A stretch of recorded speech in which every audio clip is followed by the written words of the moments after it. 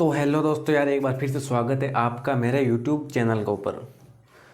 तो दोस्तों यार, आज की इस वीडियो के अंदर हम हमारा न्यू चैप्टर स्टार्ट करने वाले हैं जिसका नेम है न्यूटन्स लॉ ऑफ मोशन। तो इसको हम डायनामिक्स भी बोलते हैं। और अभी जो पहले दो चैप्टर कंप्लीट किए थे हमने, motion in straight line and motion in plane, वो था काइनेमेटिक्स के। अब देखो, अभी तक जो हमने पढ़ा था ना, वो क्या पढ़ा था? अभी तक हमने दो चैप्टर कंप्लीट किए हैं। पहला चैप्टर क्या था?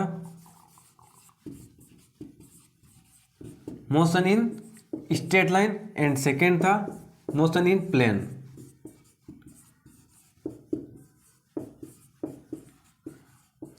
इन दोनों को हम काइनेमेटिक्स बोलते हैं। तो इसके अंदर हमने क्या देखा था कि जो भी हो रहा था ना इन दोनों चैप्टर, इन दोनों के अंदर, वो हम एकदम देख सकते थे। कैसे? जैसे किसी बॉडी की जो स्पीड है वो बढ़ रही है या घट रही है, या कोई बॉडी एक्सीलरेशन में है या कोई बॉडी रुकी हुई है, वो सब हमको दिखता था। लेकिन अब जो होगा ना, तो इसको काइनेमेटिक्स को क्या बोलेंगे? Rest and motion. अब हमारा क्या चैप्टर आएगा? Loss, Newton's law of motion.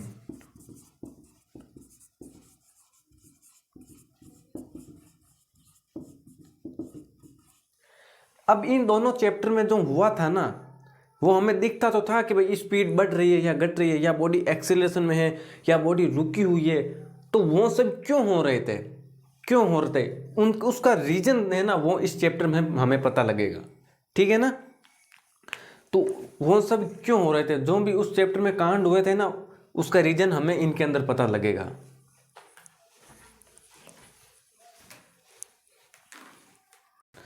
तो ये जो स्पीड बढ़ रही थी या घट रही थी, या बॉडी रेस्ट के ऊपर थी, तो ये सब क्यों हो रहा था, तो इनके हम कोज के ऊपर जाएंगे। कोज, कोज मतलब ये सब क्यों हो रहा था। तो अगर मैं बताऊं ना कि स्पीड बढ़ रही थी या घट रही थी, ये क्यों हुआ, तो इसका मेन रीजन था फोर्स। यही था सब कुछ, ये कर रहा था कांड तो सारा इसका था, ये दिख नहीं रहा था, अंदर अंदर ही बैठा था। जो भी हुआ था ना, वो सब फोर्स ने किया था। और अब जो हमारा चैप्टर लॉज ऑफ मोशन, ये सारा फोर्स के ऊपर ही डिपेंड है। इस चैप्टर में हम फोर्स को एकदम डिटेल में पढ़ेंगे, पूरा एकदम डिटेल में स्टडी करेंगे।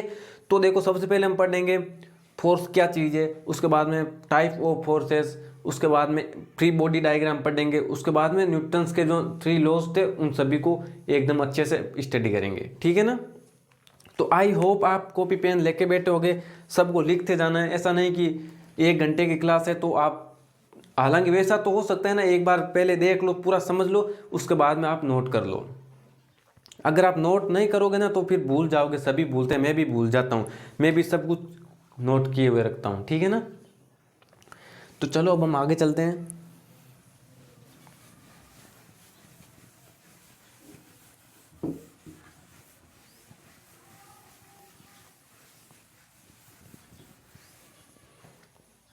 तो देखो, फोर्स जो है ना, वो एक कोज है जो किसी भी बॉडी की स्टेट को चेंज कर देता है।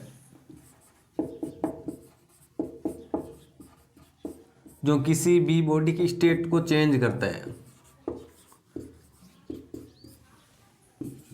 बॉडी की स्टेट को चेंज करता है। अब जैसे मैंने आपको ये तो बोल दिया कि ये पूरा चैप्टर फोर्स के ऊपर डिपेंड करता है, और आपने जाके किसी को बोल दिया कि ये जो चैप्टर है वो फोर्स के ऊपर डिपेंड करता है, पूरा इसके अंदर हम फोर्स के बारे में ही हम पढ़ेंगे, या हमने, आप बोल दो कि मैंने इस चैप्टर में पूरा फोर्स के बारे में पढ़ा है। ठीक है ना? तो आप ये तो बोल दोगे कि मेरे को ये चैप्टर आता है, मैंने पूरा फोर्स के बारे में इस चैप्टर में पढ़ा है। बट आपको कोई पूछ ले कि अच्छा, तो फोर्स क्या चीज़ है ये बताओ, तो आपको ये बोलना है कि फोर्स एक कोज है जो किसी भी बॉडी की स्टेट को चेंज कर देता है। ठीक है ना? फोर्स एक कोज है जो किसी भी बॉडी की स्टेट को चेंज कर देता है। जैसे देखो, यहाँ पे एक ब्लॉक है, ठीक है ना? अब यहाँ पे इस ब्लॉक की वेलोसिटी थी u, यहाँ पे आके इसकी वेलोसिटी हो गई v। ये सेम ही ब्लॉक है, ठीक है ना? अब ये यहाँ से यहाँ तक आया, तो किस वजह से आया? ठीक है ना, किस वजह से आया ये। तो देखो ऐसा तो है नहीं कि इसके अंदर कोई भूत आया या इसको यहाँ तक भूत लेके आ गया, इसके ऊपर हमने फोर्स लगाया तभी तो इसके पास में स्पीड आई, और ये फोर्स लगाने की वजह से यहाँ तक आ गया। अगर हम इसके ऊपर फोर्स नहीं लगाते ना तो ये किसी भी हालत में यहाँ तक तो आता नहीं। तो फोर्स एक कोज है जो किसी भी ऑब्जेक्ट की स्टेट को चेंज कर देता है, इसको आप लिख लेना कॉपी में। अब हम पढ़ेंगे फोर्स के बारे में, तो ये सब लिख लेना। Force is a vector quantity.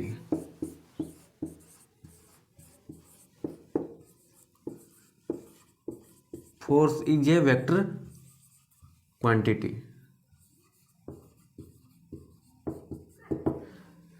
And ये ध्यान रखना फोर्स एक वेक्टर क्वांटिटी है, ठीक है ना। अब दूसरा, फोर्स की सीजीएस यूनिट क्या है?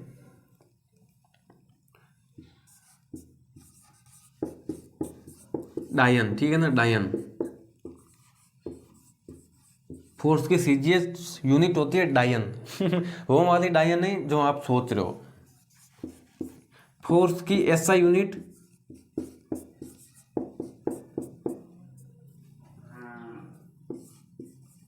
यूनिट होती है न्यूटन।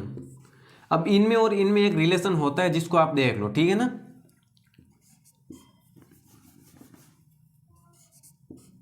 एक न्यूटन इक्वल टू 10⁻⁻5 डायन, मतलब एक न्यूटन है ना वो 10⁻5 डायन के बराबर होता है ठीक है ना।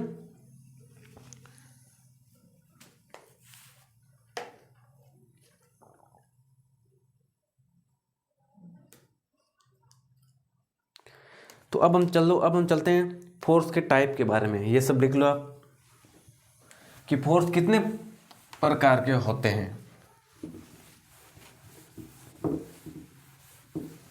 Type of forces.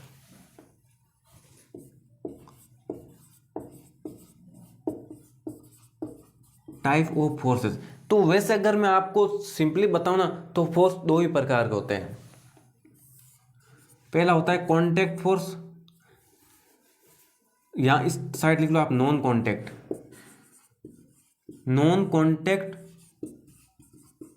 Force and contact force.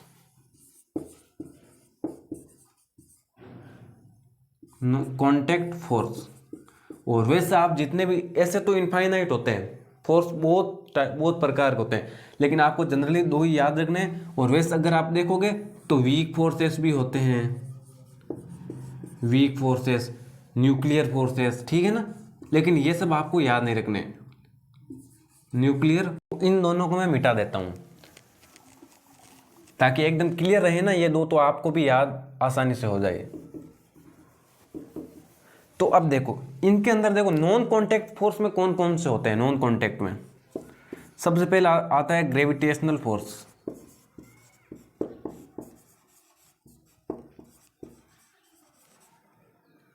Gravitational force. दूसरा आता है इलेक्ट्रोस्टैटिक फोर्स।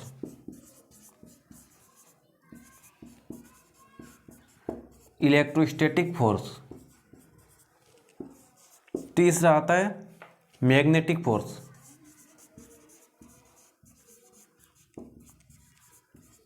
Magnetic force. अब देखो ये जो है ना electrostatic force and magnetic force, ये दोनों 12th क्लास के चैप्टर है, 12th फिजिक्स में। ये जो ग्रेविटेशनल है ना ये हमको 11th में पढ़ने, जो आगे चैप्टर आएगा। तो इसके बारे में डिटेल में तो हम आगे पढ़ेंगे, इसको अभी तो मैं लेके बैठ नहीं सकता हूँ ना। जो इस चैप्टर में काम आएगा उतना मैं आपको अभी बता दूंगा। अब देखो, अब कॉन्टैक्ट फोर्स में कौन कौन से फोर्स होते हैं? नॉर्मल रिएक्शन, या नॉर्मल रिएक्शन बोल सकते हो या नॉर्मल फोर्स भी बोल सकते हो। नॉर्मल रिएक्शन, इसको एन से डिनोट करते हैं, ठीक है ना, कैपिटल एन से। Tension force, tension.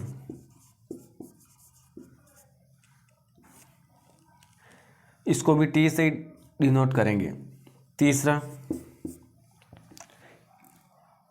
अब फ्रिक्शन आएगा, फ्रिक्शन फोर्स।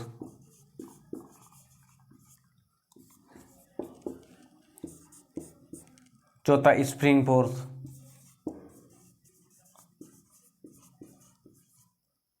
ये सब कांटेक्ट फोर्स के पार्ट है, ठीक है ना। अब मैं थोड़ा बहुत ग्रेविटेशनल फोर्स के बारे में समझा देता हूँ, इसको आप लिख लेना और अब मिटा रहा हूँ, ठीक है। अब इसको मिटा देता हूँ मैं और ग्रेविटेशनल फोर्स के बारे में पढ़ते हैं। ग्रेविटेशन फोर्स,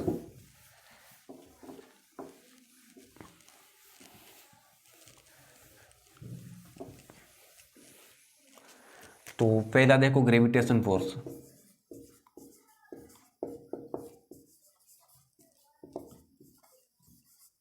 तो सबसे पहले ये होता है क्या है, देखो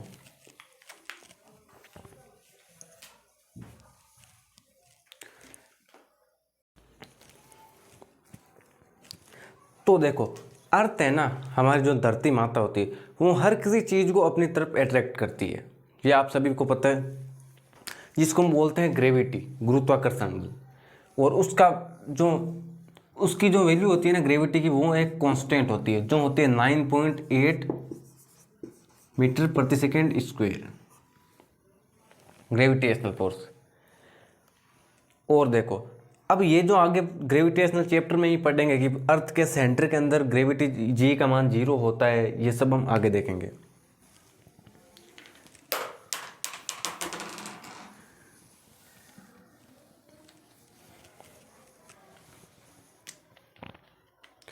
तो देखो पृथ्वी के द्वारा है ना, किसी भी वस्तु को अपनी तरफ खींचती है ना जिस बल से, उसी को हम गुरुत्वाकर्षण बोलते हैं। जैसे यहाँ पे ये ब्लॉक है, अब इस ब्लॉक के ऊपर फोर्स लगेगा ना mg, यही गुरुत्वाकर्षण बल है। m है जो इस ब्लॉक का मास है और g ये ग्रेविटी है, ठीक है ना। वैसे ही अब देखो जैसे ठीक बना है,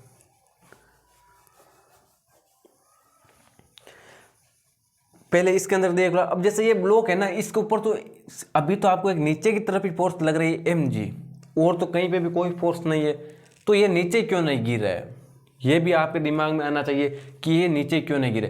तो देखो ये ना यहाँ पे ये सरफेस है, अब मैंने कॉन्टैक्ट फोर्स के अंदर ये भी लिखाया था नॉर्मल रिएक्शन, कॉन्टैक्ट फोर्स में ये भी लिखाया था नॉर्मल रिएक्शन, तो ये जो ब्लॉक है इसके कॉन्टैक्ट में ना, तो यहाँ पे एक नॉर्मल रिएक्शन भी क्रिएट होगी। जब भी कोई ब्लॉक किसी सरफेस से कांटेक्ट में हो ना, तो नॉर्मल रिएक्शन भी लगती है, जो इसकी ऊपर की तरफ लगेगी, जो इसके ऊपर की तरफ लगेगी, तो ये ऑटोमेटिकली नीचे नहीं गिरने देगा, क्योंकि ये इस तरफ है, ये उस तरफ है। अब केवल ये ही नहीं है, अगर ये सरफेस इस ब्लॉक के ऊपर नॉर्मल रिएक्शन लगाएगी, तो ये ब्लॉक भी उल्टा इसके ऊपर भी लगाएगा, ठीक है ना, ये उल्टा इसके ऊपर भी लगाएगा।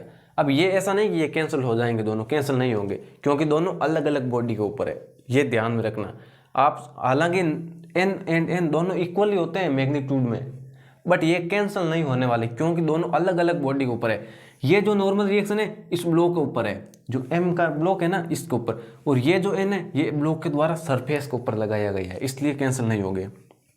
समझ में आ गया ना आपको ये।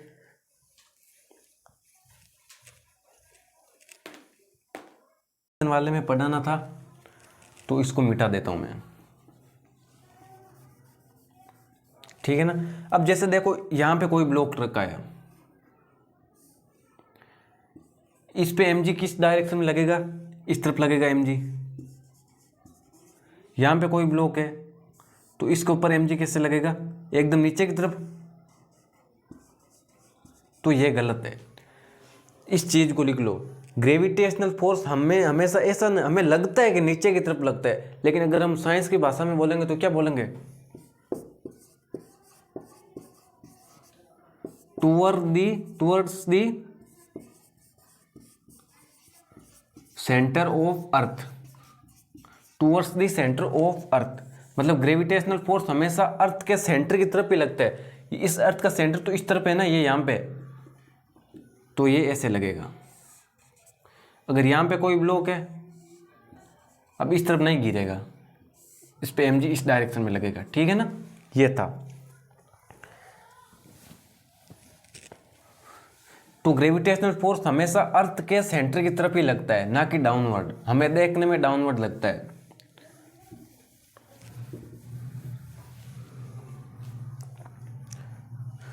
तो ये समझ में आ गया ना आपको इस चीज का, इस बॉडी का मास m है, इसके ऊपर ग्रेविटेशनल फोर्स इस तरफ mg। ये जो है ये mg है, ये क्या है, इस चीज को भी ध्यान रखना। ये mg है ना, इस ब्लॉक का वेट है, इस ब्लॉक का वेट है। तो गुरुत्वाकर्षण जो बल होता है ना, वो ऑब्जेक्ट की वेट के बराबर होता है। तो वेट इक्वल टू mg। जो ये mg है ना, ये इस ब्लॉक का वेट है, इस ब्लॉक का वेट है, ठीक है ना। और वैसे अगर आप गुरुत्वाकर्षण बल का फॉर्मूला देखोगे ना, गुरुत्वाकर्षण बल का फॉर्मूला, तो ये होता है G m1 m2 r का स्क्वायर। ये अब देख लो, जैसे ये एक ऑब्जेक्ट, ये कोई भी स्टोन मान लो या कोई भी मान लो ब्लॉक है B, इनके बीच की डिस्टेंस r है, इनको आप m1 m2 दे लो नाम, m1 m2। तो इनके बीच में जो गुरुत्वाकर्षण बल लगता है ना, ग्रेविटेशनल फोर्स, तो इन दोनों मास के मल्टीप्लाई के एंड r, मतलब इनके बीच के डिस्टेंस के इन्वर्सली प्रोपोर्शनल होता है। ये समझ में आ गया ना आपको।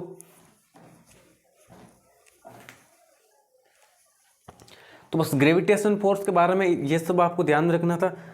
अब नॉर्मल रिएक्शन में भी, हालांकि मैंने समझा दिया था, फिर भी अलग से लेना तो पड़ेगा ही।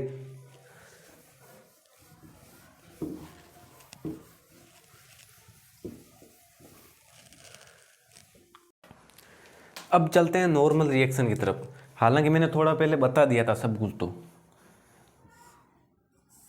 जैसे ये ब्लॉक M है, इसके ऊपर mg है, वो जो डाउनवर्ड लगेगा, ठीक है ना, डाउनवर्ड।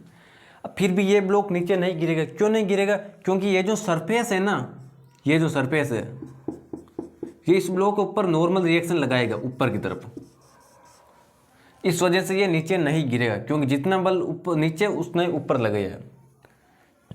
अब ये सरफेस ने इसके ऊपर फोर्स लगा दिया, नॉर्मल रिएक्शन। अब ये जो ब्लॉक है ना, ये भी इस सरफेस के ऊपर नॉर्मल रिएक्शन लगाएगा। अब ये मत समझ लेना कि ये कैंसिल हो जाएंगे, तो बचेगा तो mg। ये हालांकि दोनों इक्वल है, n एंड n इक्वल है, बट अपोजिट है, वो भी अपोजिट बॉडी पे लगते हैं। ये नॉर्मल इस ब्लॉक पे लगा है एंड ये नॉर्मल इस सरफेस के ऊपर लगा है। तो आप इसको भूल जाओ, अच्छा होगा। तो नॉर्मल रिएक्शन के बारे में आप मैं बोलूँ तो क्या बोलूँ कि नॉर्मल रिएक्शन है ना, जो ऑलवेज mg के या उस ब्लॉक के परपेंडिकुलर ही लगता है। तो नॉर्मल रिएक्शन हमेशा वस्तु के लंबवत ही लगता है। इसको नॉर्मल रिएक्शन पूरा नहीं लिखना है, सिर्फ n से बता देना है। ये हमेशा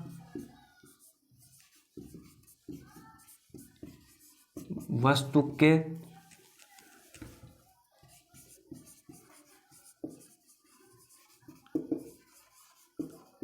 परपेंडिकुलर ही लगता है।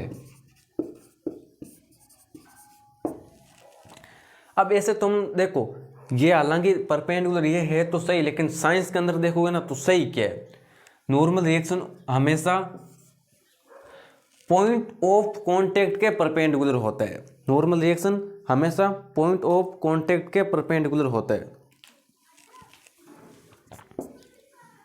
Perpendicular two point of contact. ये कैसे होगा, ये आपको धीरे धीरे अभी पता चल जाएगा।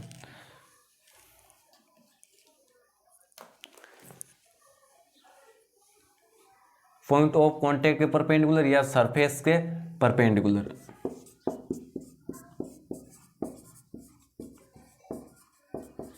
ये समझ में आ गई ना। अब जैसे देखो, मैं एक दो उदाहरण और ले लेता हूँ, ठीक है। जैसे ये एग्जाम्पल ले लिया, यहाँ पे कोई ब्लॉक है, इस पे mg तो इस डायरेक्शन में लगेगा। तो जब इसके नॉर्मल रिएक्शन की बात करेंगे, तो अब सर्कल के ऊपर कोई भी नॉर्मल या परपेंडिकुलर डालोगे ना, तो वो हमेशा अर्थ के सेंटर से ही पास करेगा, अर्थ के सेंटर। तो चलो अब देखो, अब हम बात करते हैं टेंशन फोर्स के ऊपर। टेंशन फोर्स, टेंशन नाम से टेंशन नहीं लेना, एकदम इजी है,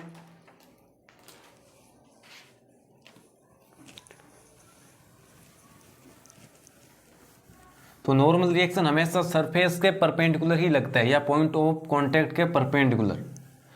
और ये नॉर्मल रिएक्शन ऑलवेज एक पेयर में एग्जिस्ट करती है।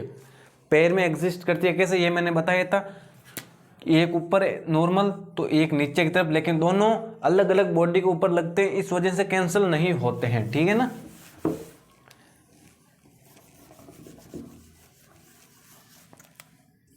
अब चलते हैं टेंशन फोर्स।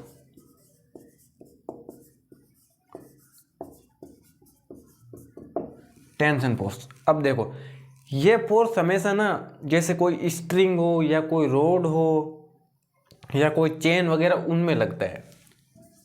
स्ट्रिंग एंड धागा, रोड, चेन, उसके अंदर लगता है ये टेंशन फोर्स। इसकी डायरेक्शन क्या होती है ये भी हम सब देखेंगे। तो देखो जैसे मान लो यहाँ पे एक ब्लॉक लटका है, ठीक है ना, ये ब्लॉक एम है, लटका हुआ है। अब इसके ऊपर इसके देखो डाउनवर्ड mg फोर्स लगेगी जो इसके वेट के बराबर होती है। लगेगी कि नहीं लगेगी, डाउनवर्ड mg। तो यार ये फोर्स तो mg नीचे की तरफ लग रहा है, तो फिर ये नीचे गिर क्यों नहीं रहा है, ये सवाल उठता है ना। नीचे की तरफ लग रहा है तो ये नीचे गिर क्यों नहीं रहा है। इसलिए नहीं गिर रहा है क्योंकि इसके अपोजिट टेंशन फोर्स लगती है। यहाँ पे ये स्ट्रिंग है या धागा है, इसके mg के अपोजिट टेंशन फोर्स लगती है। अब देखो हमें ना, अब जैसे एक और बना दूं मैं, जैसे इसको छोड़ो एक बार। अब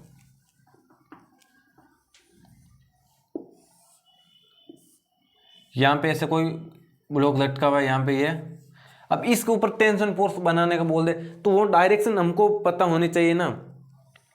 इस पे टेंशन फोर्स है। अब देखो टेंशन फोर्स कैसे बनाते हैं, हमें जहाँ पे भी बनानी है ना उस पॉइंट से हमेशा दूर की ओर ही बनानी है, उस पॉइंट से दूर जाती हुई।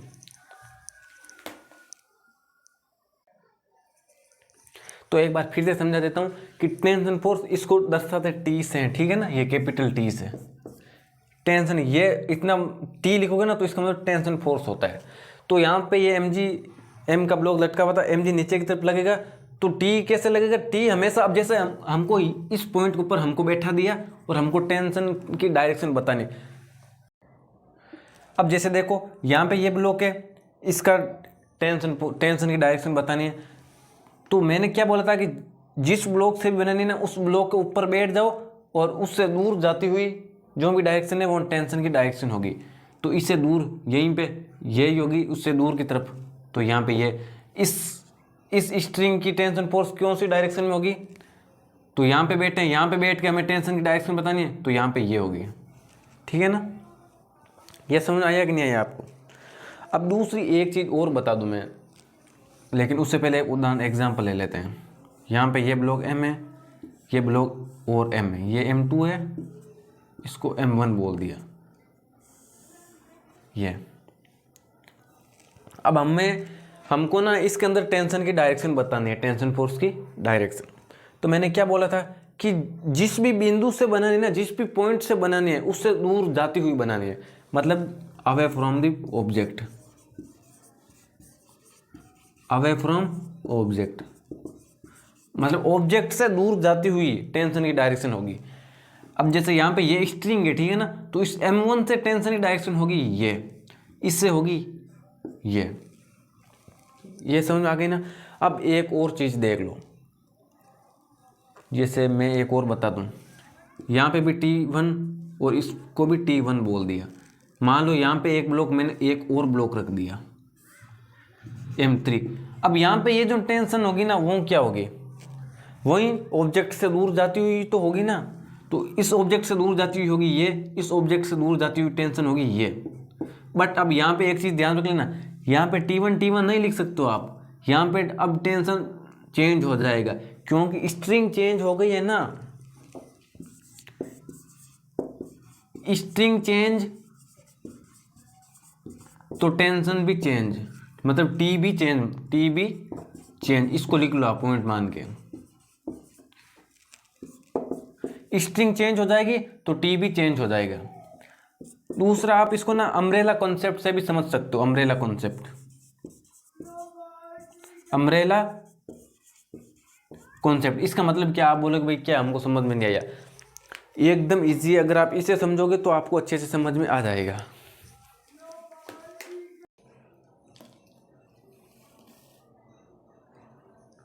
तो अब देखो, अम्ब्रेला कॉन्सेप्ट का मतलब होता है कि हमको जहाँ पे भी टी देखना है ना, मतलब टेंशन फोर्स देखनी है ना कि भाई किस डायरेक्शन में है टेंशन फोर्स, तो हमें जहाँ पे भी देखनी है वहाँ पे छाता खोल के बैठ जाना है। छाता जिस तरफ खुलेगा वही टेंशन की डायरेक्शन होगी।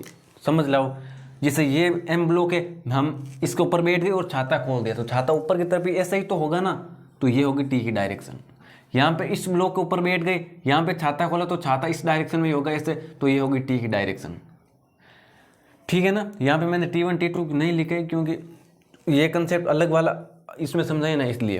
तो यहाँ पे अब स्ट्रिंग चेंज है तो टेंशन भी चेंज हो जाएगी। अब इसके अंदर भी देख लो, यहाँ पे बैठो।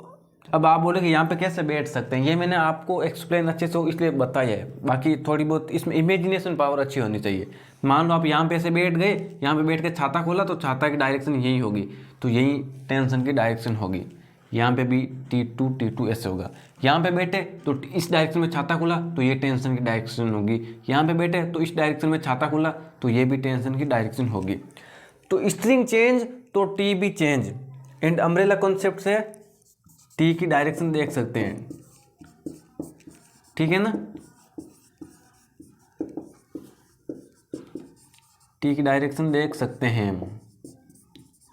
समझ में आ गया ना एकदम। अब कुछ क्वेश्चन करते हैं हम जिसमें आपको जो टेंशन फोर्स है वो बतानी है, और उसके बाद में आज के लिए ये क्लास यहीं पे ख़त्म होगी। एक दो न्यूमेरिकल लेंगे हम बस।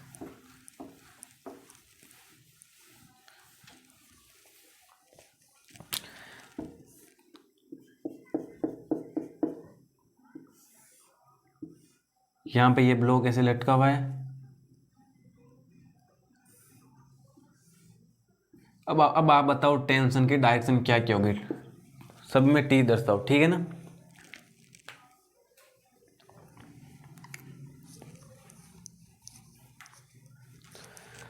तो चलो देखो इससे करते हैं। मान लो भाई मैंने लिखा नहीं था, इस ये ब्लॉक M है जिसका मास M है, तो टी अब कैसे कैसे होगा। यहां से देखोगे ना, यहां पे बैठ जाओगे तो टी की डायरेक्शन देखोगे तो छाता इस साइड खुलेगा। ठीक है ना। यहां पे बैठोगे तो छाता इस तरफ खुलेगा, तो टी की डायरेक्शन, यहां से टी की डायरेक्शन ये होगी, यहां से ये होगी। अब देखो ये T1 है तो ये क्या होगा T2। भाई यहां से टेंशन की डायरेक्शन T1 तो यहाँ पे T2, इस तरफ टी की डायरेक्शन T2 होगी। बट ऐसा नहीं होगा। मैंने बोला था कि अगर स्ट्रिंग चेंज हो जाए तभी टेंशन चेंज होगा, अगर नहीं हो तो अगर स्ट्रिंग चेंज नहीं होगी तो टेंशन भी चेंज नहीं होगा। तो T1 अब यहाँ पे देखो, यहाँ पे बैठ गए, छाता खोला तो इस डायरेक्शन में खुला। यहाँ पे बैठे, यहाँ पे छाता खोला, यहाँ पे बैठ गए तो इस डायरेक्शन में। ठीक है ना, ये डायरेक्शन। अब देखो